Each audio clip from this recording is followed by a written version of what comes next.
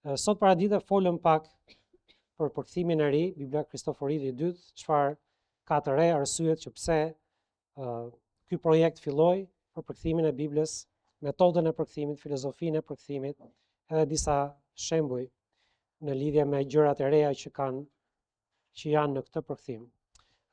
Sonte dua që të flasim pak për Biblat në shqip, sepse kjo është një temë që tani nuk ka qenë temë deri para pak vitesh, sepse ne kemi patur Biblën ABS që nga vitin 93, vjata e re 94, Bibla e plot, por sot ka ndryshuar pak historia e Biblave dhe ka më tepër Bibla në shqip, kështu që folëm pak pse duhet një përkthim i ri, ndërkohë që ka dhe përkthime të tjera, nuk është se nuk ka përkthime të tjera, por për disa për jush kjo është një temë e njohur, ju nëse keni bërë shkollë biblike, keni studiuar, nëse keni bërë para shumë vitesh, mund ta keni studiuar si temë, por ndoshta nuk e dini të gjitha përkthimet që ekzistojnë sot në shqip. Kështu që unë dua që shumë shpejt të kalojmë pak kohë duke folur për përkthimet e ndryshme të Biblave në shqip, sepse tani që doli kjo Bibël, kjo do të jetë një temë e cila do të trajtohet jo vetëm nga ne, edhe nga të tjerët, kështu që minimalisht ne, kishat tona që jemi në një mendje në gjërat e doktrinës, duhet jemi të përgatitur që ta dimë pse ka përkthime të tjera dhe çfarë dallimesh kanë ato, nga vijnë ato përkthime, edhe si krahasohen me këtë Bibël që ne po flasim. Kështu që nëse shkon për shembull në Wikipedia, e dim që nuk është burim informacioni 100% i saktë, por sidoqoftë ndonjëherë jep ca gjëra të sakta. Aty jep një listë të Biblave në shqip. Fillon me Vangjel Meksin 1827, që është Testamenti i ri. Disa mund ta marrin edhe më përpara me Buzukun, po ajo nuk ishte vërtet një përkthim Bible, ishte më tepër rite fetare që përmbajnë disa vargje ndoshta ose citime të ndryshme, por nuk është një përkthim i plot i Biblës. Kështu që ne po flasim për ato që janë përkthime të plota të Biblës në shqip. 1827 me Vangjel Meksin, pastaj 1872, 1879, Testamenti i ri me Kristoforidhin, në fillim në gegnisht, pastaj në toskërisht.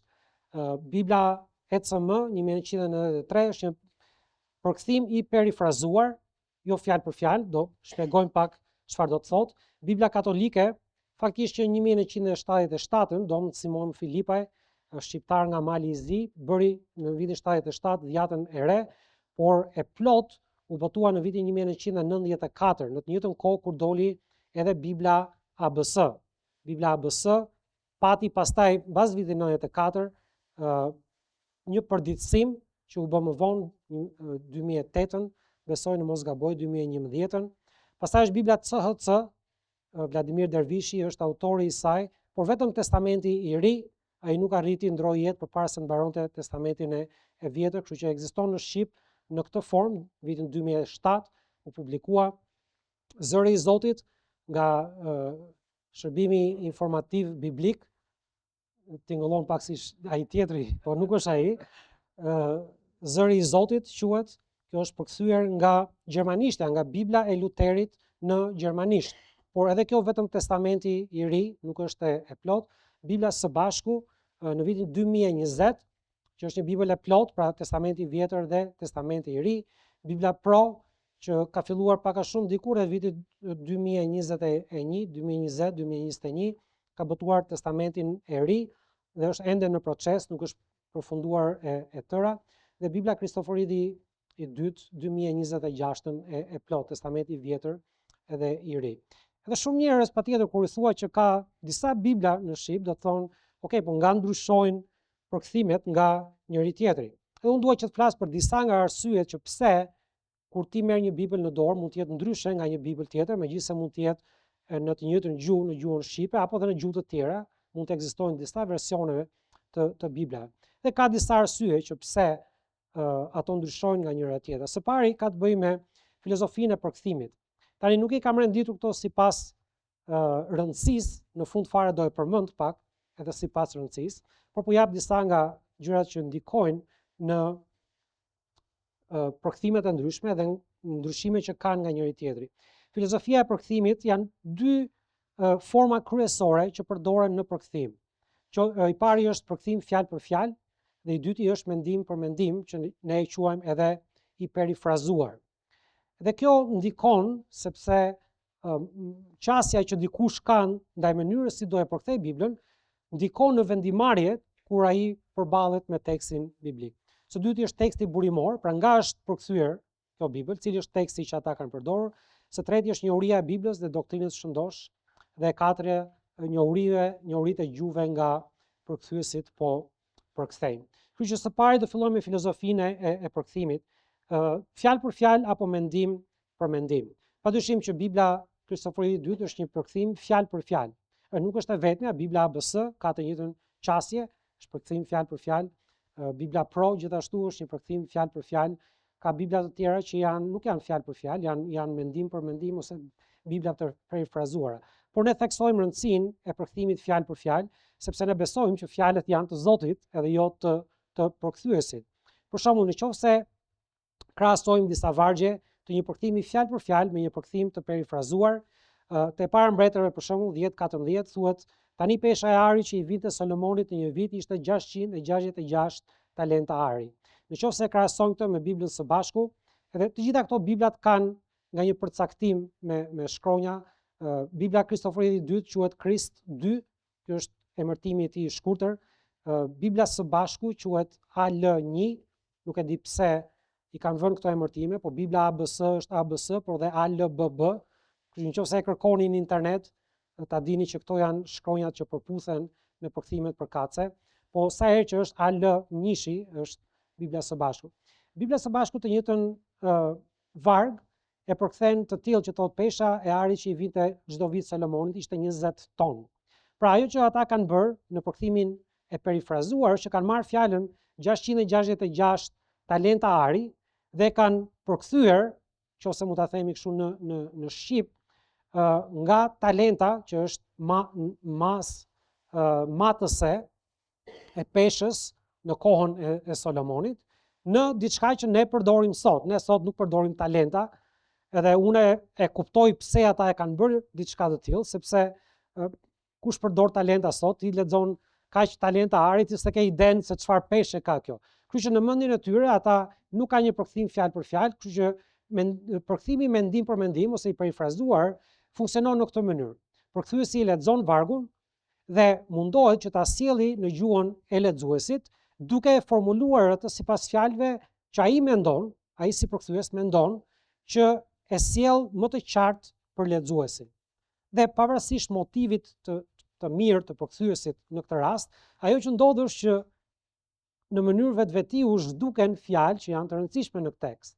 Okej, 20 ton ari ti vërtet mund ta kuptosh shumë më mirë se 666 talentat, se çfarë janë talentat, nuk është një si mace që e përdorim ne sot, por duke e bërë këtë gjë, është zhdukur në këtë rast një numër shumë i rëndësishëm në Bibël.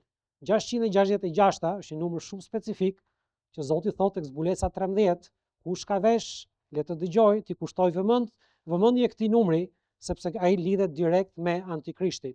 Kështu që nga dëshira e mirë që ta sjell atë në formë të qartë për lexuesin, ajo që ndodh në të vërtetë është që fjalët e Zotit transformohen ose shpesh zhduken nga vargu dhe ti nuk e bën dot lidhjen me fjalët e Zotit. Prandaj përkthimi fjalë për fjalë është i vetmi përkthim që i shndron besnik fjalëve të Zotit. Nuk ka rëndësi nëse lexuesi nuk e kupton kontekstin historik të fjalëve, studioje. Prandaj ne duhet ta studiojmë Biblën që ta kuptojmë pse çfarë njësish mace përdorin ata, pse këto fjalë janë të rëndësishme në Bibël. Ose një varg tjetër, për shembull te 2 Tesalonikasve 2 vargu 8, Bibla thot atëherë ka për të zbuluar ai i ligu, të cilin Zoti ka për ta konsumuar me frymën e gojës së tij, duke folur përsëri për Antikrishtin, dhe ka për ta shkatruar me shkëlqimin e ardhjes së tij. Kur thot me frymën e gojës së tij, Bibla së bashku e shndron këtë në hukatjen e tij. Pra Zoti do ta shkatrojë atë me hukatjen e tij. Problemi është që është zhdukur fjala frym dhe është zhdukur fjala gojë. Edhe ato janë fjalë të rëndësishme në Bibël. Kështu që mënyra e përkthimit së perifrazuar në fakt nuk është thjesht e gabuar kur vjen puna te Bibla.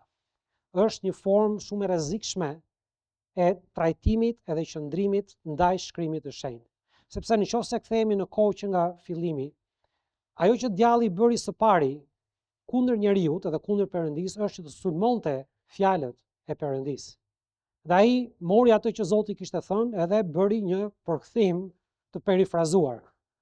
I shtoi ca gjëra, i hoqi ca gjëra, edhe kjo është puna që djalli bën, nuk është puna që Perëndia bën. Perëndia është shumë i saktë në gjërat që ai thot edhe gjërat që transmeton. Prandaj për ne si besimtarë është shumë e rëndësishme që ne të qëndrojmë një përkthimi që është fjalë për fjalë edhe jo i perifrazuar, sepse fjalët nuk janë të përkthyesit, fjalët janë të Perëndisë. Edhe sado i përgatitur që të jetë përkthyesi, kur tjetërsohen fjalët e Perëndisë, kur dikush ka një qasje që ai është më i aftë se Perëndia që të sjellë një përkthim të qartë, atëherë kjo nuk është puna e Perëndisë, dhe aty i lihet vend djallit që nëpërmjet përkthyesit dhe punës përkthimit ai të zhduk fjalët e Perëndisë, të tjetërsoj fjalët e Perëndisë apo të japi atyre edhe një kuptim tjetër.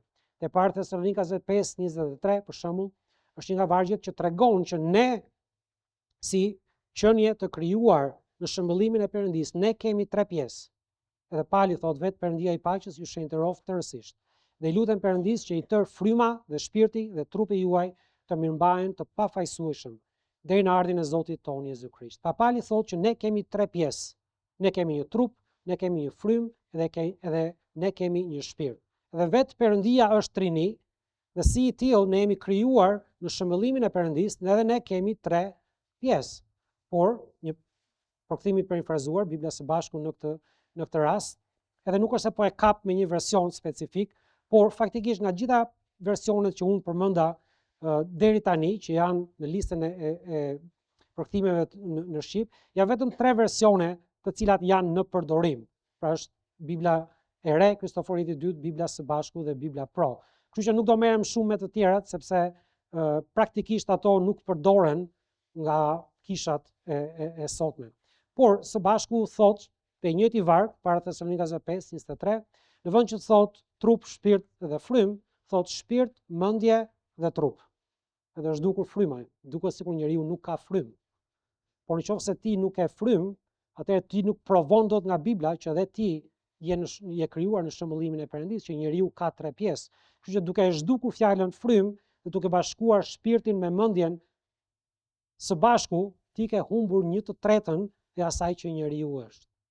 Përveç kësaj, Bibla së Bashku specifikisht është një Bibël e cila në përkthimin e saj përmban edhe disa libra të tjerë që janë libra shtesë që nuk njihen në kanonin e 66 librave që përbëjnë fjalën e Perëndisë.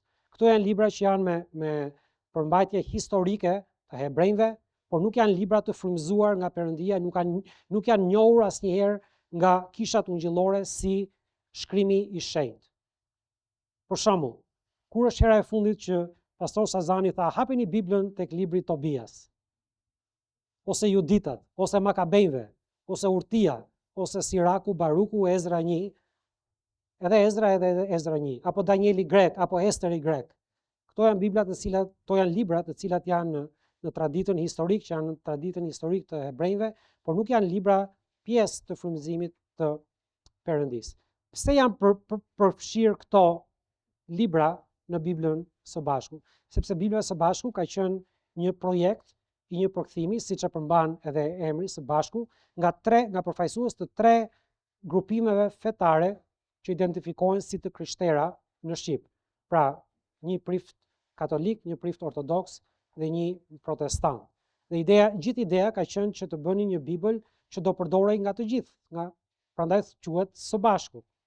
Por fakti është që ajo është më tepër një Bibël që ngjan shumë me Biblën katolike. Në mos është praktikisht një Bibël katolike. Dhe emërtimi së Bashku, megjithëse ata kanë qenë 3 dhe kanë qenë së bashku në këtë punë, nuk është 100% i saktë në praktik. Sepse e vërteta është që ajo Bibël nuk përdoret nga Kisha Katolike. Kisha Katolike ka përkthimin e vet. Ata përdorin përkthimin e Don Simon Filipaj. Kisha Ortodokse nuk e përdor Biblën së Bashku. Atëherë pyetja është, nëse kjo është së bashku, për kë u bë kjo Bibël? Kjo Bibël është bërë për ungjillorët që t'u japim ungjillorëve një Bibël katolike. Kjo është arsyeja vërtet pse është bërë kjo Bibël. Sepse po të ishte së bashku atëherë do përdoren nga të gjithë, edhe katolikët, edhe ortodoksët, edhe ungjillorët, por fakti është që nuk është e tillë. Askush tjetër nuk e ka adoptuar këtë Bibël, faktikisht edhe Biblat ungjillore në përgjithësi nuk e kanë adoptuar atë Bibël. Prandaj ne nuk do të qëndronim për një përkthim që është i perifrazuar, sepse ai tjetërson fjalët e Perëndis. Thjesht që të kemi njohurinë kur dikush ju pyet as thotë pse ky version i Biblës, pse ky përkthim i Biblës, po ka rëndësi sepse është një përkthim fjalë për fjalë, dhe qëndron besnik fjalëve të Perëndis. Arsyeja e dytë që pse përkthimet të ndryshme të Biblës ndryshojnë është teksti burimor. Dhe këtu do të kalojmë më tepër kohë sepse kjo është një pjesë shumë e rëndësishme e historisë së Biblës, historisë së kishës, edhe autoritetit të fjalës së Perëndis. Për shembull, le të marrim disa vargje specifike. Luka 4:4 te Kristoforidi i dytë, dhe Jezusi u përgjigj duke thënë, është shkruar, njeriu nuk do të jetojë vetëm me bukë, por me anë të çdo fjale të Perëndis. Në Bibla të tjera, të cilat nuk janë përkthyer nga teksti që vjen nga Antiokia, nëse ishit këtu sot në mëngjes, Xhefi foli se si Bibla vjen nga dy burime kryesore. Dhe këto burime të teksteve, nga përkthehen të gjithë Biblat sot, nuk janë njësoj me njëra tjetrën, kanë ndryshime nga njëra tjetra. Arsye që pse kanë ndryshime është sepse disa njerëz, Xhefi e shpjegoi, nga linja që vjen nga Aleksandria e Egjiptit, njerëz të cilët ishin filozof, nuk ishin besimtar, nuk ishin njerëz të shpëtuar, filluan që të ndryshojnë pjesë të shkrimit të shenjtë, që të përputheshin me filozofit e tyre. Dhe Xhefi foli për Origenin, dhe kjo linjë e Biblave që erdhën nga ky tekst me këto ndryshime, reflektojnë ndryshimet që u bën. Dhe ai e shpjegoi se si ato Bibla që vjen nga Aleksandria e Egjiptit, dorëshkrimet që vijnë prej tyre, përmbajnë mira ndryshime nga teksti i Antiokisë. Kështu që kur dikush lexon një Bibël që është përkthyer nga një tekst tjetër burimor, pra nga teksti kritik, siç quhet, nga teksti që vjen nga Aleksandria, dhe jo teksti që ne kemi marrë që nga Antiokia. Antiokia është vendi ku dishepujt u quajtën për herë të parë të krishterë, ku filloi puna e Zotit me misionet jashtë Jeruzalemit. Apostulli Paul padyshim ishte në atë kishë, u thirr nga ajo kishë, u dërgua misionarë etj. Çdo gjë që Zoti thot për atë kishë, për atë vend është pozitive. Dhe çdo gjë që ka lidhje me Egjiptin edhe me Aleksandrinë në Bibël është negative. Për shembull, Bibla së bashku këtë varg që është shkruar që njeriu nuk ron vetëm me bukë, por me anë çdo fjalë të Perëndis, mungon pjesa e dytë e vargut, që thotë por me anë të çdo fjalë të Perëndis. Okej, po a ka kuptim vargu pa atë pjesë? Njeriu është shkruar, njeriu nuk jeton vetëm me bukë. Po mirë, këtë e dim ne. Do një çik njeriu edhe në një frut, edhe në një sallat, në një copë mishi. Se me çfarë nuk jetojmë e dim ne. Puna është me çfarë jeton.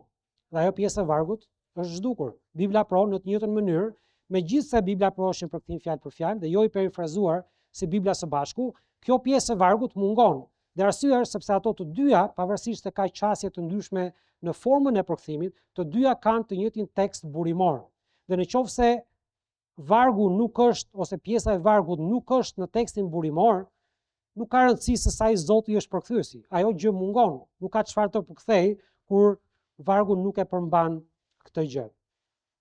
Një krahasim tjetër, Kolosianët 1:14 thotë, në të cilin ne kemi shpengimin nëpërmjet gjakut të tij, faljen e mëkateve. Ndërkohë që te Bibla së bashku, Bibla Pro, gjithashtu mungon pjesa që thotë me anë të gjakut të tij. A ka rëndësi se si shpëtohemi ne, si shpengohemi ne? Po patjetër gjaku i Krishtit, po mos ishte për gjakun e Krishtit, ne nuk do të ishim shpenguar. Ajo pjesë është zhdukur fare në ato Bibla. Pse? Jo sepse e kanë hequr përkthyesit, jo. Por teksti që ata kanë zgjedhur për të përkthyer është një tekst i cili e tham vjen nga Aleksandria e Egjiptit, quhet teksti kritik, është një nga emrat që përdoret për të, edhe ka mungesa të theksuara në vargje të ndryshme. Mateu 17:21, sidoqoftë thot Krishti, ky soi nuk del jashtë veç se me anë të lutjes edhe agjërimit, duke folur për një frymë të ndyrë që dishepujt nuk arritën që ta nxirrnin. Atëherë Krishti thotë që ky soi nuk del veç se me anë të lutjes edhe agjërimit. Vargu mungon në Bibla së bashku, Bibla Pro nuk është aty. Tani, kur ka plot vargje, me 10 vargje që mungohin tek teksti kritik. Dhe për ta zgjidhur këtë problem që del për dikë që përkthen nga teksti kritik, mënyrat janë 2. Ose do e kapërcesh vargun, kalosh nga vargu 20 dhe vargu 22, dhe vargu 21 do jetë fare atje, ose do e vësh vargun, po do e vësh në klapa katrore, edhe do vësh një shënim poshtë që thot, shiko se ky varg nuk gjendet në disa dorëshkrime të hershme, etj. E kanë fjalën për dorëshkrimet që vijnë nga Aleksandria. Bibla së bashku e ka zgjidhur këtë, të paktën në versionin në internet, me një fluck të vogël. Ku mungon një varg, ata vën vargun 20 edhe 21 të dyja së bashku. Vargu 20 viz vargu 21. Okej, po unë dua të lexoj një herë vargun 20, pastaj dua të lexoj vargun 21, mos më vë së bashku. Por nuk kanë çat vën sepse vargu 21 mungon, nuk ka varg 21. Atëherë në të gjitha vargjet që mungohin, ata i kanë vënë 2 numra së bashku. Dhe pastaj kanë vënë një fluck, ajo ka një shënim që lexon pak a shumë këtë gjë. Dorëshkrime të tjera ose në disa dorëshkrime ky varg mungon, kështu që nuk e kanë vënë fare, po kanë një shënim.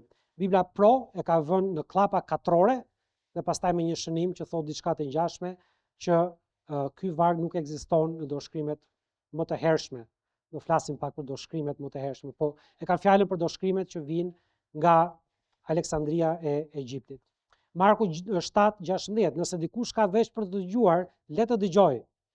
Jo se ka vargje të parëndësishme në Bibël, po ky duket si varg i rëndësishëm që Krishti thot. Mungon tek të dyja këto Bibla. Nuk e kanë hequr ata, por ata kanë përkthyer nga një tekst i cili është problematik. Mateu 18:11, sepse biri i njeriut ka ardhur të shpëtojë atë që kishte humbur. Mungon në të dyja Biblat. Veprat 8:37 është historia e eunukut Etiopas. Është i pari jo hebre i cili shpëtohet. Dhe pasi Filipi ndan me të ungjillin. Vargu 37 dhe Filipi tha, sepse ai e pyet, çfarë më pengon të pagzohem? Dhe Filipi i tha vargu 37, nëse ti beson me gjithë zemrën tënde, mundesh. Dhe ai u përgjigj dhe tha, unë besoj që Jezus Krishti është biri i Perëndis. Dhe pastaj ai urdhëroi që të ndaloj karroca, edhe ata zbritën në ujë dhe ai e pagzoi në ujë. Kështu vazhdon historia. Por nëse lexon Biblat që vijnë nga teksti kritik, së bashku Bibla Pro e të tjera, vargu 37 mungon. Edhe historia, po ta lexosh në ato Bibla, është nga çfarë më pengon mua që të pagzohem, edhe ndaloj karroca, edhe ata u pagzuan. Pra aty jepet një formë shpëtimi që ti mjafton që të pagzohesh, ose pagzimi është ai me të cilin ti shpëtohesh. Ndërkohë që Bibla është shumë e qartë që ne nuk shpëtohemi nga veprat tona, përfshirë edhe pagzimin. Ne shpëtohemi me anë të besimit në Zotin Jezu Krisht. Dëshmia e parë e një njeriu nga kombet, i cili dëshmon, unë besoj që Jezus Krishti është biri i Perëndis, është fshirë nga Bibla e tekstit kritik. Vras mendjen kujt i interesonte që të zhduket dëshmia e personit të parë nga kombet që dëshmon që Jezus Krishti është biri i Perëndis. Padyshim që nuk i intereson Perëndis një gjë e tillë. Gjoni 7:53 deri kapitulli 8 vargu 11. Gjitha këto vargje mungojnë tek Bibla Pro. Aty ka një shënim i cili thot këtë gjë. Kjo pjesë e njohur ndryshe, pra gjithë këto vargje, si perikope adulterae, që do të thot gruaja e kapur në tradhti bashkëtorë. Është ajo histori. Nuk gjendet në asnjë nga dorëshkrimet e hershme të shekullit 2 deri të 4. Përfshirë 2 papiruset më të hershme të Ungjillit, P66 dhe P75. Do i shpjegoj gjithë këto. Për herë të parë shfaqet në kodikun D të shekullit të 5, por jo në dorëshkrimet të tjera greke deri në shekullin e 9. Dorëshkrimet e mëvonshme që e përfshin perikopen, kështu e quajnë ata këtë seri vargjesh, e vendosin në vende të ndryshme, disa mbas Luka 21 apo Luka 24 nga Gjoni 7, apo në fund të Gjonit, por shumica në fillim të kapitullit 8, dhe shpesh paraqitet e shoqëruar me shenja dalluese ose asterik për të shpjeguar pasigurinë e vendit të saj. Po ashtu, pjesa nuk gjendet në shumë dorëshkrimet e hershme të gjuhëve të tjera siriane, sahidike, kopte, armeniane, latinishte e hershme dhe tek asnjë nga etrit grek të kishës deri në shekullin e 12. Tani, ashtu si në të gjitha botimet kritike të tekstit grek, si dhe në përkthimet e sotme, teksti është vënë në klapa katrore për të treguar çështjen tekstuale dhe për t'ia lënë lexuesit vendimin për vendin e pjesës në tekstin e Ungjillit. Në lidhje me përkthimin e ofruar këtu etj. Pra ata thonë, ne nuk e dim nëse këto vargje duhet të jenë në Bibël apo nuk duhet të jenë në Bibël. Ca dorëshkrime e kanë, ca dorëshkrime nuk e kanë. Ca dorëshkrime mund të jenë më të hershme në kohë, disa nuk e kanë këtë pjesë të vargut. Disa që e kanë mund ta kenë vendosur në pjesë të ndryshme të Biblës, jo detyrimisht tek Gjoni 8. Megjithatë, ne nuk e dim me siguri. Por ne po e vendosim një herë, por ta vendosim me klapa katrore që lexuesi ta di që ky është një tekst problematik. Fjala e Zotit është tekst problematik sipas tyre, dhe ne ja lëm në dorë lexuesit që ta vendosi çfarë vendi zën këto vargje në fjalën e Perëndis. Pra, ata thonë, ne për vete nuk e besojmë që kjo duhet jetë në Bibël. Megjithatë, meqense ka Bibla të tjera që e përfshin këto vargje, ne s'mundej që thjesht i heqim e t'i zhdukim ato vargje.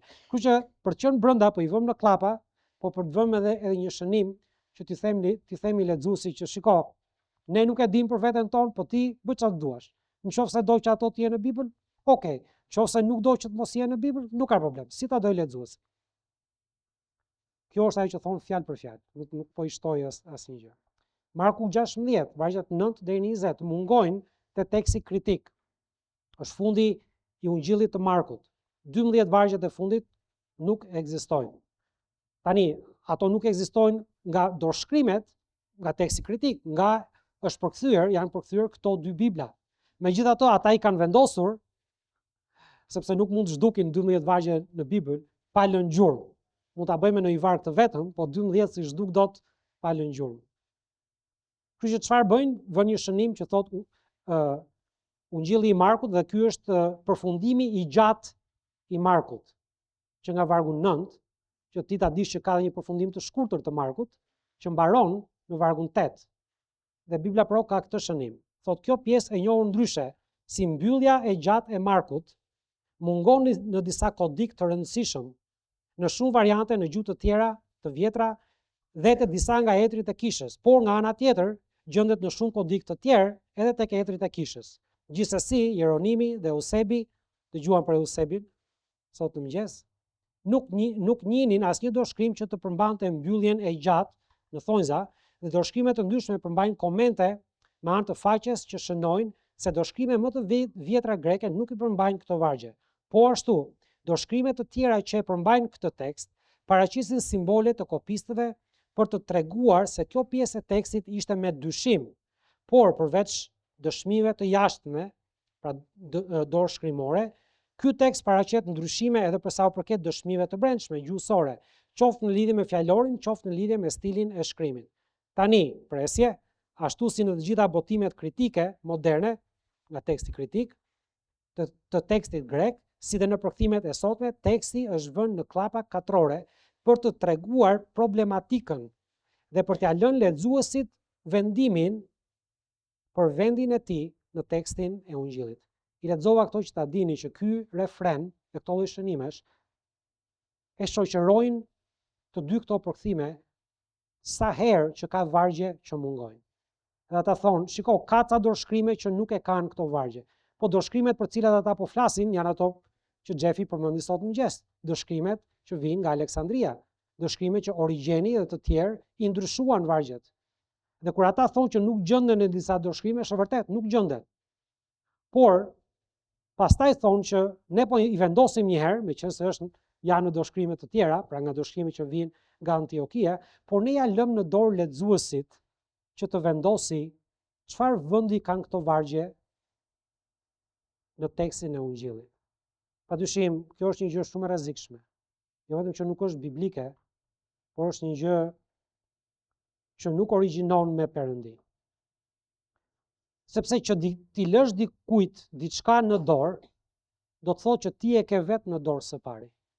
Dhe pyetja është, kush ja dha këtyre njerëzve autoritetin që t'ja lën lexuesit në dorë që të vendosi lexuesi nëse këto vargje duhet të jenë në Bibël apo nuk duhet të jenë në Bibël.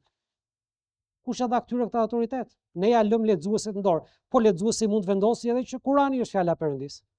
Nëse ti ja lë lexuesit në dorë, lexuesi vendos çfarë do të dojë ai. Dhe nëse ti i mbledh të gjitha vargjet që mungojnë nga teksti kritik, ku ndodhen shënime të tilla, edhe thua, okay, nëse çdo lexues vendos ndryshe nga lexuesit e tjerë, sa versione të Biblës mund të ekzistojnë? Për ata për jush që kanë bërë pak matematik, e din që kjo zgjidhet me faktorialin. Atëherë nëse i marrim 30 faktorial, ja numri i vargjeve që ndryshojnë nga teksti kritik, që janë të plota, që mungojnë, jo që thjesht ndryshojnë, po që mungojnë fare, që do të thotë lexuesi ka në dorë ta vendosi, unë e dua këtë varg, unë nuk e dua këtë varg. Ti mund të krijosh më tepër Bibla se sa ka njerëz sot në botë. Që të gjitha të jenë të ndryshme nga njëra tjetra. Sepse 30 faktoriali është shumë herë më i madh se sa njerëzit, se sa 8 miliard apo sa njerëz ka sot në botë. Me disa fish miliard me qëra fjala, është numër shumë i madh. Që do thotë çdo njeri në botë mund të vendosi për veten e vet që të bëj Biblën e vet dhe të ndryshojë të jetë ndryshe nga Bibla që dikush tjetër vendos. Ky nuk është qëndrim i njeriu që e ka Biblën në autoritet. Ky është qëndrim i njeriu që përçmon autoritetin e fjalës Perëndis edhe nuk mbahet tek fjala e Perëndis. Kur ata flasin për tekstin origjinal, sepse çdo Bibël ka nga një sigël. Pra, si e kanë menduar përkthyesi që çfarë përfaqëson kjo? Për shembull, ne kemi qartësi, saktësi, vijshmëri. Këto tre fjalë duam të komunikojmë. Bibla Pro për shembull e ka saktësi në çdo detaj. Ata kanë siglën më të bukur nga të gjitha përkthime, saktësi në çdo detaj. Kushdo donte të mos kishte saktësi në çdo detaj. Dhe gjithë këndi i tyre është përqendruar kjo që ata po përkthejnë tekstin origjinal. Pra ata kanë tekstin origjinal sipas asaj që ata thonë. Problemi është që teksti origjinal nuk ekziston.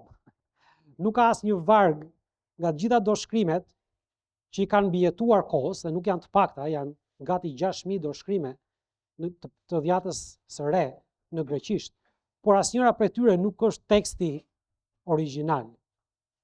Në fakt, fjalori gjuhës shqipe e përkufizon kështu fjalën origjinal. Thot origjinal që është vërtet ai i fillimit, që është krijuar përsëpari nga dikush që nuk është përkthim, riprodhim, a kopje e diçka e tjetër, për një vepër letrare ose artistike që është bërë nga vetë autori, vepër origjinale, pjesë origjinale, tekst origjinal e tjerë. Pra, ata thonë ne po përkthejmë nga teksti origjinal. Edhe pyetja është ku gjetët ju teksti origjinal? Sepse teksti origjinal nuk ekziston. Ne kemi dorëshkrime të shumta, të cilat njerëz të ndryshëm dhe në kohë të ndryshme i kanë përpiluar prej tyre një tekst në greqisht. Por asnjëri prej tyre nuk është teksti origjinal. Kështu që kur dikush thotë që ky është teksti origjinal, në radhë të parë po gënjejnë, në radhë të dytë e dinë që po gënjejnë. Këtu jepet një listë e biblave, e teksteve greqisht që janë përpiluar nga autorë të ndryshme, në kohra të ndryshme, nga të gjithë këto dorëshkrime që ekzistojnë në greqisht. Ajo që ka ndodhur është që njerëz të ndryshëm në kohra të ndryshme kanë punuar ose vetëm, ose 2-3, ose në grup, për të prodhuar një tekst në greqisht, duke e ditur që ne nuk e kemi tekstin origjinal, por nga gjithë dorëshkrimet që ekzistojnë, ka dorëshkrime këto që vijnë nga Antiokia, të cilat janë një zëri, janë të ngjashme, janë të njëjta, po që ndryshojnë nga ato që vijnë nga Aleksandria. Atëherë dikush ka thënë, "Ok, unë do të përqendrohem te tekstet që vijnë nga Aleksandria, sepse unë mendoj që këto tekste janë më të besueshme." Të tjerë ka thënë, "Jo, nuk është kështu. Këto nuk janë tekste të besueshme, ne do i hedhim poshtë dorëshkrime që vijnë nga Aleksandria, ne do mbahemi te kjo." Dhe ata kanë krijuar tekstin e tyre të greqishtes, por asnjë nga ato tekste nuk është teksti origjinal.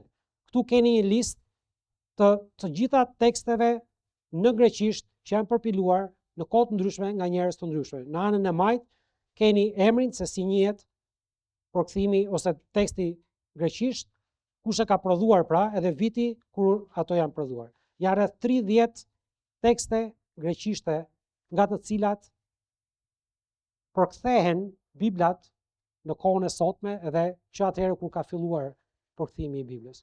Kështu që kur dikush thotë që ne kemi tekstin origjinal, unë dua të shoh fakt pllakat e Mojsiut, me thënë drejtën. Më ka marrë malli që t'i shoh në origjinal. Po tani nuk e di kush është origjinali, ato që Mojsiu i theu një herë, apo ato që Zoti i bëri prap. Kush quhet origjinal nga këto të dyja? Si bie, ka dy origjinale? Njëra ishte origjinal dhe kjo është tjetra është kopje? Si bie? Po kjo kopja është aq e mirë sa origjinali?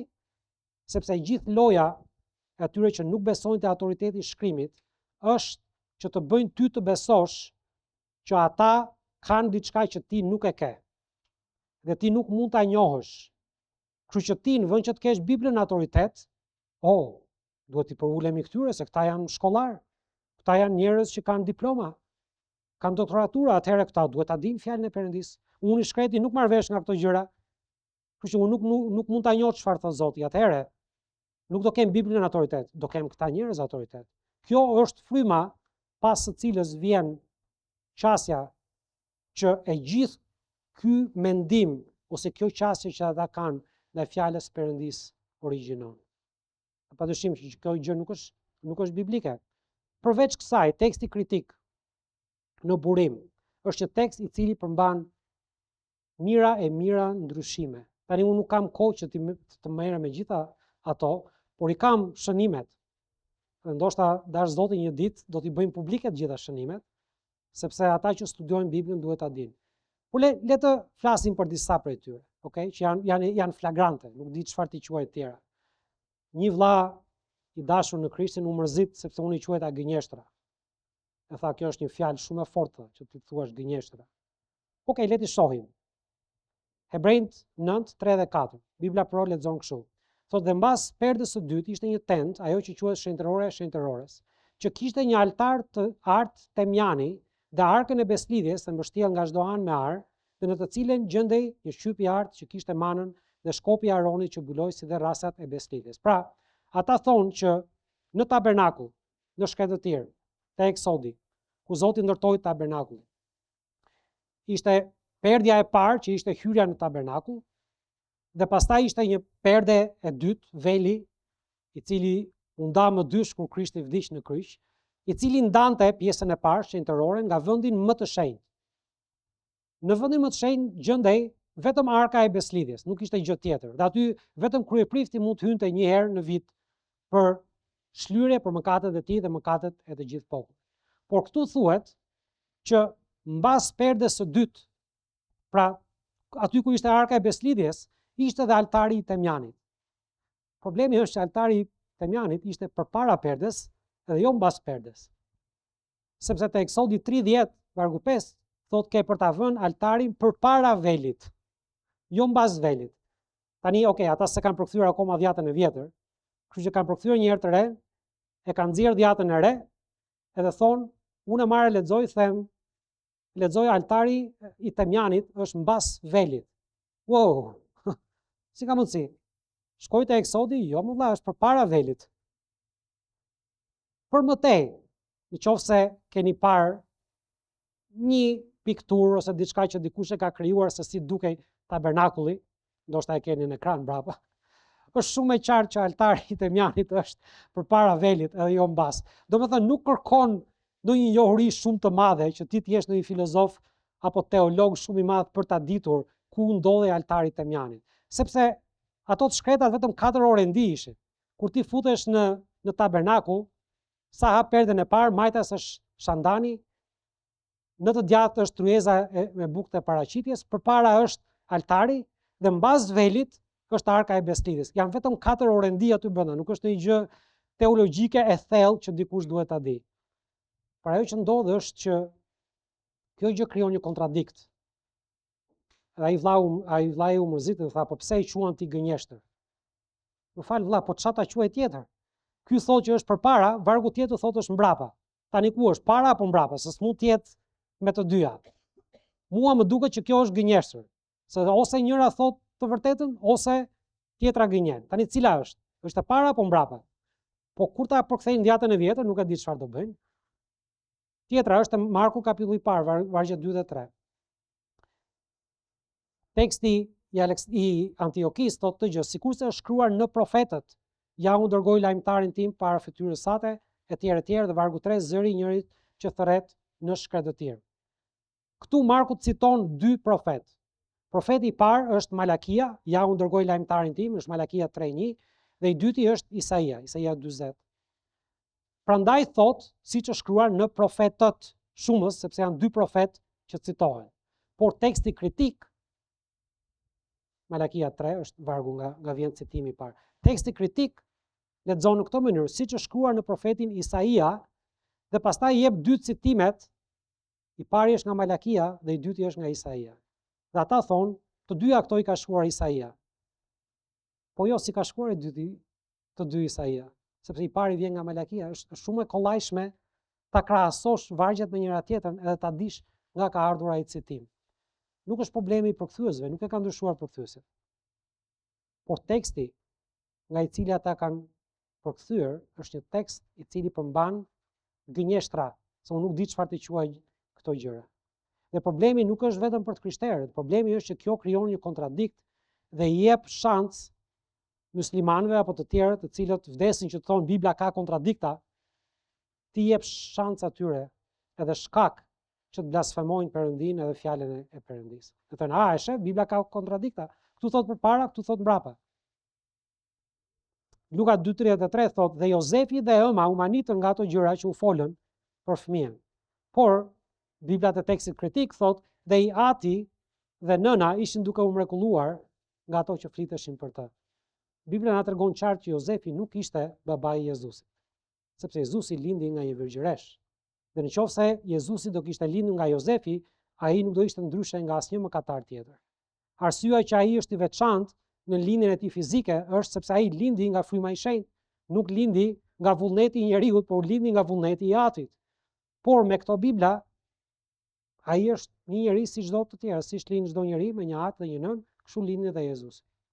Dhe kur Maria në të njëjtën pasazh tenton që t'i thotë Jezusit që Jozefi është ati i tij, në vargu 48, po i njëjti kapitull, pasi është ajo historia kur ata ishin në Jeruzalem, kthehen pastaj dhe humbin Jezusin, nuk e dinë se ku ka ikur, kthehen dhe e gjejnë prapë në Jeruzalem.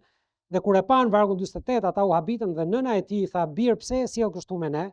Ja, unë dhe yt atë të kemi kërkuar të pikëlluar." Dhe ai u tha atyre, Jezusi i përgjigjet Marisë, e thotë, "Pse po më kërkonin? Nuk e dini se duhet të merret me punën e atit tim?" Në një mënyrë shumë të këndshme ai thotë Marisë, "Mari, nga të gjithë njerëzit në botë, ti je ajo që duhet ta dish, që ai s'është babai im." Ai thotë, "Unë duhet të merrem me punën e atit tim." Sa ajo thotë, "Unë dhe yt atë." Ai thotë, "Jo, ati im është ai lart, nuk është Jozefi." Jezusi e qorton atë që mundohet ta bëj Jozefin ta atin. Po këta nuk e kanë problem. Bibla te teksti kritik është Jozefi është babai. Gjoni 3:16, a ka varg më të njohur edhe më të cituar në Bibël se Gjoni 3:16? Sepse Perëndia ka që deshi botës ata birin e tij të vetëm lindur, që kushdo që beson në të mos mbas por të ketë jetën e përjetshme. Birin e tij të vetëm lindur. Çfarë thot biri i tij i vetëm lindur? Sepse Perëndia ka dhe bijë të tjerë. Të gjithë ata që i besojnë Jezu Krishtit janë bijë të Perëndisë.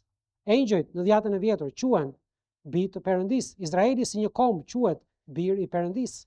Perëndia ka më tepër se një bir, por Krishti është i veçantë nga të gjithë të tjerët, sepse Krishti është i vetëm linduri, është i vetmi i cili në lindjen e tij fizike lindi nga fryma e shenjtë. Adami nuk lindi, Adami u krijua. Megjithëse Adami quhet biri i Perëndisë, ai ishte një krijesë. Krishti nuk është krijesë. Ai është vetë Zoti i mishëruar. Prandaj ai quhet biri i vetëm lindur. Por Bibla thotë që dha birin e tij një të vetmin. Jo, ai nuk është një dhe i vetmi. Perëndia ka shumë bij. Para Gjoni 3:2 të dashur, tani jemi bijtë e Perëndisë. Ne jemi bijtë e Perëndisë, nëse kemi besuar në Jezu Krishtin. Gjoni 1:12, por të gjithë atyre sa e pranuan, ai u dha pushtetin të bëhen bijtë e Perëndisë, atyre që besojnë në emrin e tij. Dhe nuk është e vështirë ta gjesh çfarë do thotë fjala i vetëm lindur, sepse ai ta jep kufizimin te Hebrejt kapitulli i parë, Vargu 5 thotë se kujt prej engjëllve i tha ndonjëherë ti e biri im, këtë ditë të kam lindur ty dhe përsëri unë do të jem për të atë dhe ai ka për të qenë për mua bir, dhe përsëri kur ai e sjell të parlindurin në botë, ai thotë të gjithë engjëjt e Perëndis le ta adhurojnë atë. Këto dy vargje japin kontekstin kur Krishti vjen në këtë botë. Perëndia atë thotë që këtë ditë të kam lindur ty, kur ai e sjell atë në botë. Dhe nuk ka një dyshim që flitet për lindjen fizike, mishërimin e Zotit Jezu Krisht. Prandaj ai quhet i vetëm linduri, sepse është i vetmi që në lindjen e tij fizike ai lindi nga fryma e Shenjtë. Ai nuk lindi nga vullneti i njeriut, por lindi nga vullneti i Perëndis. Dhe lindja e tij fizike ishte e mbinatyrshme. Ne lindim nga vullneti i njeriut për herë të parë, prandaj lindja jonë fizike është me probleme, sepse ne trashëgojmë natyrën tonë mëkatare të prindërve tanë deri tek Adami, por ne lindemi frymërisht së dyti. Por Krishti nuk ka nevojë të lindte frymërisht, por ai lindi që në lindjen e tij fizike, lindi nga Perëndia. Prandaj është i vetmi njeri në mish i cili ka lindur nga Perëndia, prandaj është i vetëm linduri bir. Tani, është vetëm Bibël që ndryshon Gjonin 3:16, mbas 130 ca vitesh që nga koha e Kristoforidit. E deri më sot nuk ka asnjë Bibël tjetër që të zhduki birin e vetëm lindur të Perëndis. Vras mendjen, keni dëgjuar ndonjëherë për këtë? Jo, shumica për ju nuk e keni dëgjuar. Sa ndryshime duhen bërë në Bibla të tjera përpara se ne të zgjohemi edhe të themi fjala e Perëndis ka rëndësi. Edhe kur dikush e ndryshon, ne duhet jemi të parë të ngrem zërin. Edhe të themi, jo, fjala e Perëndis është kjo, dhe ne do të qëndrojmë me të. Gjepi e shpjegoj pak që teksti kritik filloi me dy persona që quhen Westcott edhe Hort. Kështu janë mbi emrat e tyre faktikisht. Pas tyre, në vitin 1881, pas tyre, punën e tyre e vazhdoi një studiues gjerman që quhet Nestle. Edhe ai është mbi emri i tij. Dhe pas tij e vazhdoi i biri, dhe pas të birit e vazhdoi një person që quhet Aland, Kurt Aland, është gjerman edhe ai, dhe pas vdekjes së tij e vazhdoi gruaja e tij quhet Barbara Aland. Teksti kritik nga Westcott and Hort u quajt më vonë NA, që është shkurt për N është për Nestle dhe A është Aland, i cili pasohet me një numër që vjen pas tij. Numri që vjen pas tij janë edicionet e ndryshme. Tani ai është në edicionin e 28. Pra kanë kaluar 28 ndryshime të vazhdueshme që ata i bëjnë tekstit kritik. Kur arriti në një pikë të caktuar, teksti kritik Nestle Aland u bashkua me UBS. UBS është në anglisht për United Bible Society, shoqëritë biblike të bashkuara. Dhe këto u bën një tekst i përbashkët. Dhe në parathënien, kur u paraqit versioni 27 i tekstit kritik NA 27, Nestle Aland 27, në parathënien e tyre thuhet kjo gjë. Teksti i këtyre dy edicioneve është adoptuar ndërkombëtarisht nga shoqëri biblike dhe ndjek një marrëveshje midis Vatikanit dhe UBS-s, United Bible Societies, dhe ka shërbyer si bazë e përkthimeve të reja për përditësime të kryera në mbikëqyrjen e tyre. Kjo shënon një hap domethënës drejt marrëdhënieve ndërkonfesionale. Natyrisht duhet kuptuar që ky tekst është një tekst në zhvillim, në kuptimin e një tradite një shekullore që nga Nestle nuk duhet konsideruar si përfundimtar, por si një stimul për të çuar më tej përpjekjet drejt për kufizimit dhe verifikimit të testamentit të ri. Tani ta përkthej pak në shqip këtë. Ata thonë këtë gjë, që ne tani jemi një tekst i përbashkët. Nestle Aland dhe United Bible Society. Dhe ky tekst tani është në mbikëqyrjen e Vatikanit. Por ky tekst nuk është tekst përfundimtar. Ne do të vazhdojmë ta ndryshojmë, ta përditësojmë e të sjellim ndryshime të reja dhe ky do të shërbejë si një tekst i marrëdhënieve ndërkonfesionale. Çfarë do thotë ndërkonfesionale? Do të thotë që njerëz, grupime, besimtar të besimeve të ndryshme të bashkohen bashk, të bëhen një, duke hedhur poshtë diferencat, ndryshimet që kanë në doktrinat e tyre, dhe thjesht duke rënë dakord në disa gjëra të përgjithshme që ka një Zot, për shembull, por ne nuk do ja vëmë emrin si e ka ky Zot sepse i ngel qefi filanit që nuk beson që Krishti është Zot. Kështu që nuk do ta quajmë Krishti. Kto janë marrëdhëniet ndërkonfesionale. Me qëra fjala janë shumë të njohura këto në Shqipëri. Her pas here i sheh që han në një ashure, në një krem karamel, në një pinë gotë verë së bashku, edhe të gjithë lavdrojnë Zotin, po pa emër, se nuk i vjet emri se i ngelet qefi njërit apo tjetrit me fustan të gjatë. Por ky është qëllimi i këtij teksti, që quhet teksti kritik, i cili vazhdon të ndryshojë e të ndryshojë. Dhe nuk ka dyshim në mendjen e askujt që këto janë dy tekste të ndryshme. Kurse kur dikush thotë që jo vetëm ka vetëm një tekst të Biblës, e para po gënjen, e dyta po gënjen qëllimisht. Nëse shkon për shembull tek sheshi Shën Pjetrit në Vatikan, aty do gjesh një statuj, e cila është Shën Ignatius Loyola. Ky është themeluesi i jezuitëve, quhet Shoqëria e Jezusit Katolike. Ai ka këmbën e tij në qafën e Luterit, ai që është poshtë është Luteri. Luteri ishte i pari i cili përktheu nga Erasmus, prej nga vjen Textus Receptus, prej nga vjen King Jamesi, prej nga vjen Kristoforidi i parë, Kristoforidi i dytë, Bibla ABS, Diodati, gjitha Biblat e Reformacionit që Zoti ka përdorur. Ai ka Vulgatën në dorë, tekstin e Kishës Katolike, edhe ka këmbën të qafa e Luterit, dhe shënimi thotë ka në dorë Luteri, i cili ka në dorë librin tjetër. Librin tjetër e ka fjalën për tekstin grek, nga ka ardhur Textus Receptus dhe nga kanë ardhur gjitha Biblat e Reformacionit. Kjo gjë është aq e hapur edhe aq publike sa vetëm pastorët në Shqipëri nuk e dinë. Disa e dinë, po shumica as nuk e kanë iden. Edhe kur ata thonë që gjitha Biblat janë njësoj, thjesht janë përkthyer pak më ndryshe. Jo, ndryshimi vjen kryesisht sepse ka ndryshime në burim. Nuk po them që i kanë bërë përkthyesit shqiptar këto gjëra. Po kur si ka teksti, çfarë do të bëj përkthyesi? Për shembull te Romakët 13:9 jepet një listë mëkatesh aty. Mos bëj dëshmi të rreme, është njëra prej tyre. Është hequr nga teksti kritik, nuk e ka as së bashku as Bibla Pro. Galatësit 5:19, një listë tjetër me mëkate. Kurorshkelja është hequr nga teksti kritik, nuk e ka as Bibla së bashku as Bibla Pro. Romakët 1:29, një listë tjetër është hequr kurvëria. Mungon Bibla së bashku, mungon te Bibla Pro. Dhe ajo që ata kanë bërë është që kanë hequr një gjë këtu, një gjë aty, një gjë aty, edhe lexuesit që nuk janë të njohur me këto ndryshime, as e kanë iden. Thjesht i lexojnë, e thonë, po për çfarë flisni ju, pse ziheni ju? E para nuk po zihemi, njërë thjesht po prezantojmë ndryshimet, faktet. E dyta ka rëndësi këto gjëra? Pse duhet hequr një urdhërim këtu, mos bëj dëshmi të rreme? Pse duhet hequr atje kurvëria ose tradhtia bashkëshortore?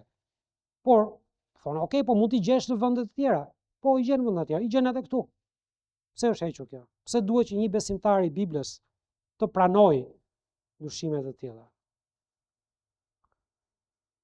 Një nga argumentet që përdoret është që po mirë, tani të gjitha doktrinat i gjen në Bibël. Okej, ka ndryshim, një përkthim nga një tjetër, një tekst nga një tjetër, po punë e madhe sepse në fundit i gjithë mesazhi i Biblës është aty. Asnjë doktrinë e Biblës nuk ndikohet në të vërtetë sepse i gjen në vargje të tjera. Okej, le ta provojmë. Ja të them unë disa vargje. Kolosianët 1:14 e pam. Gjaku i Krishtit, shpengimi nga gjaku i Krishtit mungon te teksti kritik dhe gjitha Biblat që përdorin tekstin kritik. E para Gjonit 4:3. Krishti ka ardhur në mish. Shpreha ka ardhur në mish. Mungon. E para Korinthësve 11:24. Trupi i Krishtit është thyer për ju. Shpreha është i cili është thyer, mungon. Efesianët 1:14.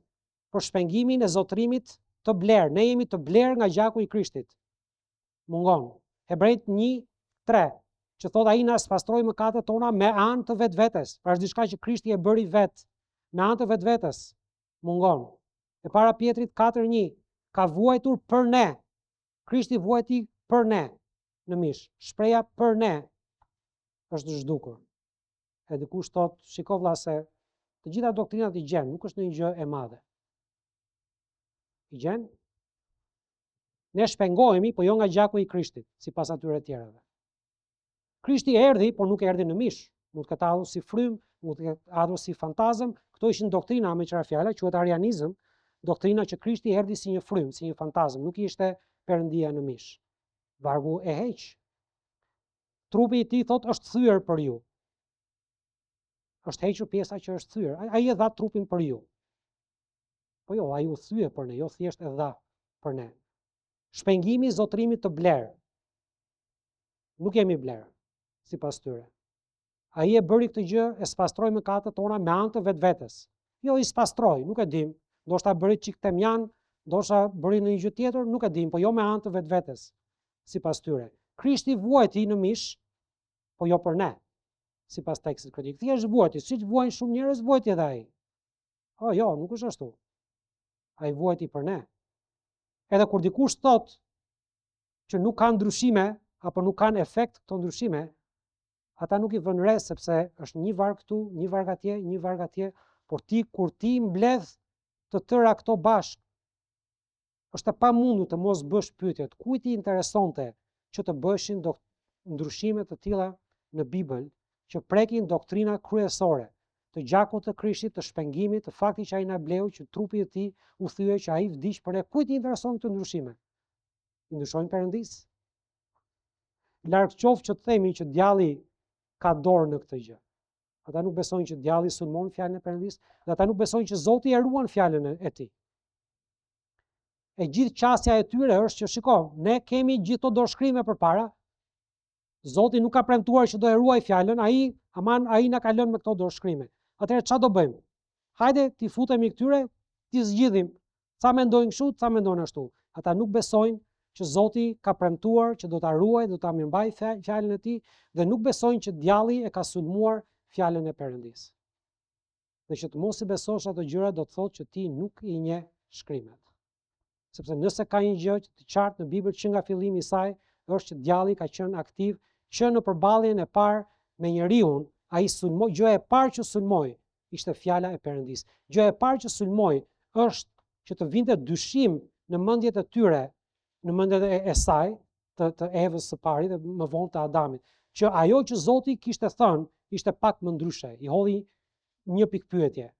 A ka thënë me vërtet Perëndia mos hani nga çdo pemë e kopshtit? Jo, Zoti kishte thënë mos hani nga një pemë e kopshtit.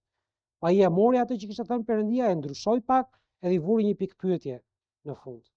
E cili ishte përfundimi? Zoti kishte thënë ditën që do të hani prej saj do të vdisni me siguri. Dhe ai tha ju nuk do të vdisni me siguri. Thjesht i shtoi një nuk. Kështë një gjë e madhe, njësoj. Hej, 99% është njësoj. Po ai nuku bën diferencën. Kur Jezu Krishti i shfaqet kishës së Laodices, Xhefi e përmendi pak sot, 7 kishat të zbulesës, dhe çdo njëra prej tyre përfaqëson një kohë të caktuar në historinë e kishës. Dhe kisha e sotme, në kohën në cilën ne jetojmë, kisha e Laodicesëve. Dhe kur ai prezantohet secilës nga kisha, ai zgjedh një emër për veten e tij, që është emri që tregon një pjesë të karakterit të tij, që është më i rëndësishmi për atë kohë në cilën ata jetojnë. Dhe kur Zoti i shfaqet kishës së Laodiceasve të kohës tonë, gjëja e parë që ai vendos në listë në lidhje me kush është ai, është Ameni. Krishti thotë që ai është Ameni, dëshmitari besnik edhe i vërtet, fillimi i krijesës së Perëndis. Është e rëndësishme që ai zgjedh fjalën Amen si fjala që ka bëj me vërtetësinë, me vulën e atij që është. Dhe a e dinit ju, unë sapo e mësova këtë, kam disa muaj, se kisha vënë re përpara, por duke shfletuar, duke studiuar, që të gjitha vargjet e fundit, vargu i fundit i çdo ungjilli përfundon me fjalën Amen. Mateu 28:20, jam me ju deri në përfundim të botës, Amen. Marku 16:20, konfirmonte fjalën me shenja që ndistin pas, Amen.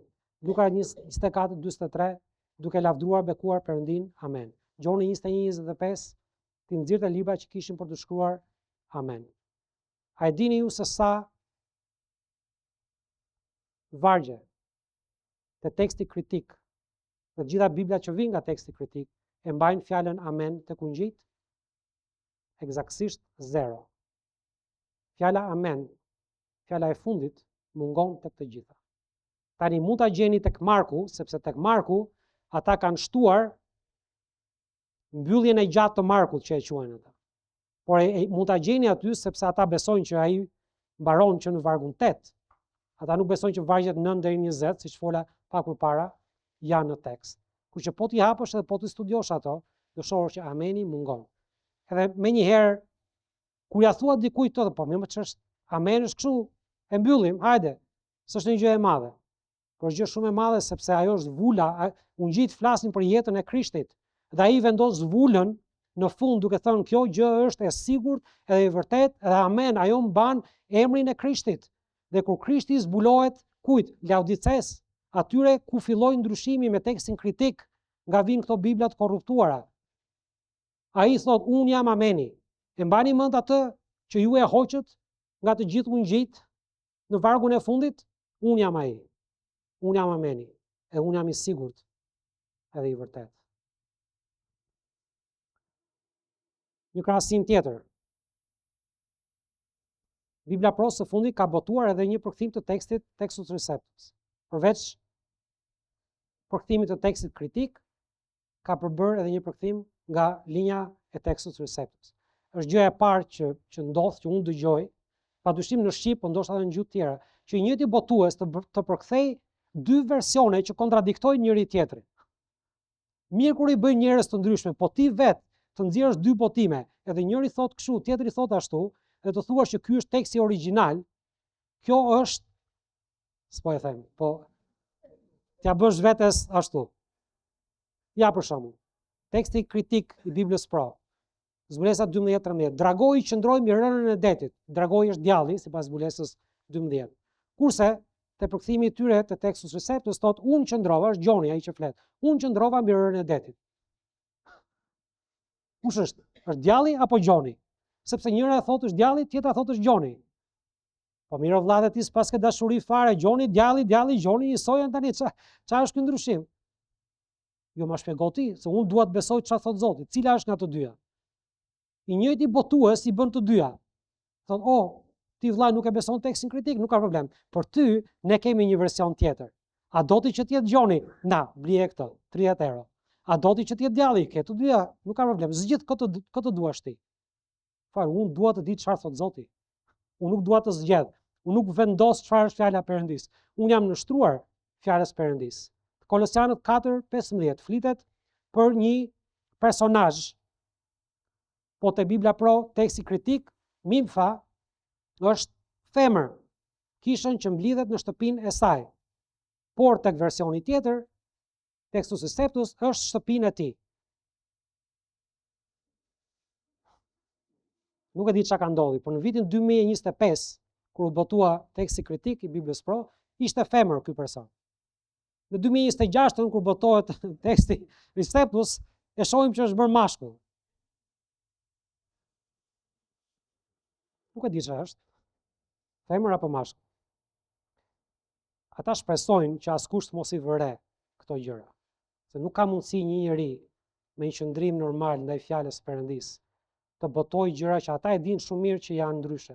E di pse e dinë, sepse ka një shënim aty që thot, Textus Receptus thot e ti, ndërkohë që ata e kanë e saj te teksti kritik. Pra nuk është ata nuk i dinë ndryshimet, i dinë shumë mirë ndryshimet, por kanë zgjedhur që të bëjnë këtë gjë për shkak të mungesës së autoritetit. Kolosianët 2:18, teksti kritik i Biblës Pro. Askush të mos ju skualifikojë nga marrja e çmimit duke gjetur kënaqësi në përullësi dhe në kult të engjëve duke u futur në gjëra që ka parë.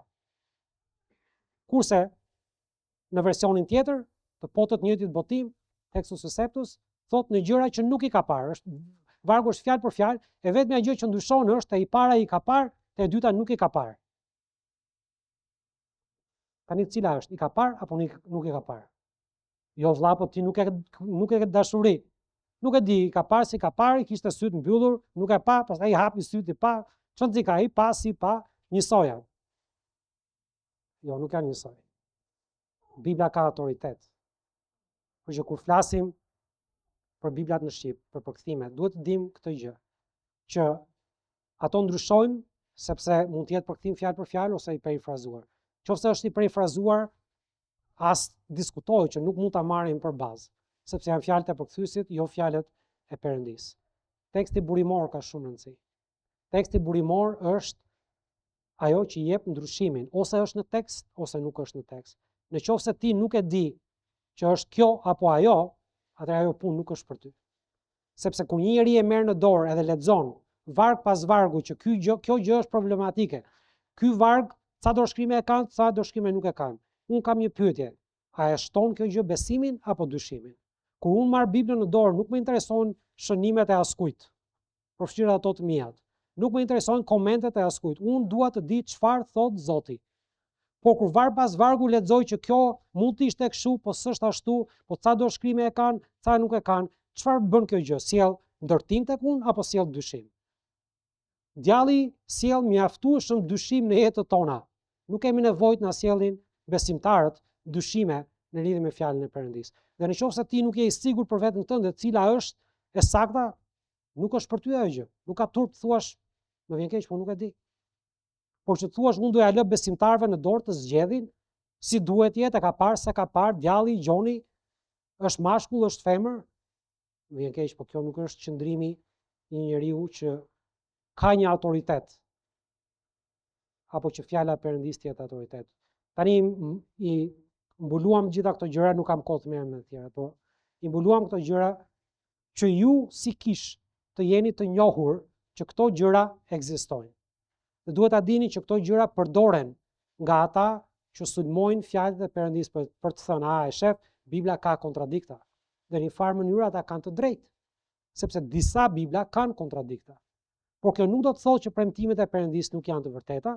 Kjo nuk do të thotë që Perëndia nuk e ka ruajtur dhe nuk e ka mirëmbajtur fjalën e tij. Ajo që do të thotë është që ne duhet jemi vigjilent ndaj këtyre gjërave. Të dim arsyet që pse ekzistojnë këto ndryshime dhe e dim ku të kapemi dhe pse të kapemi.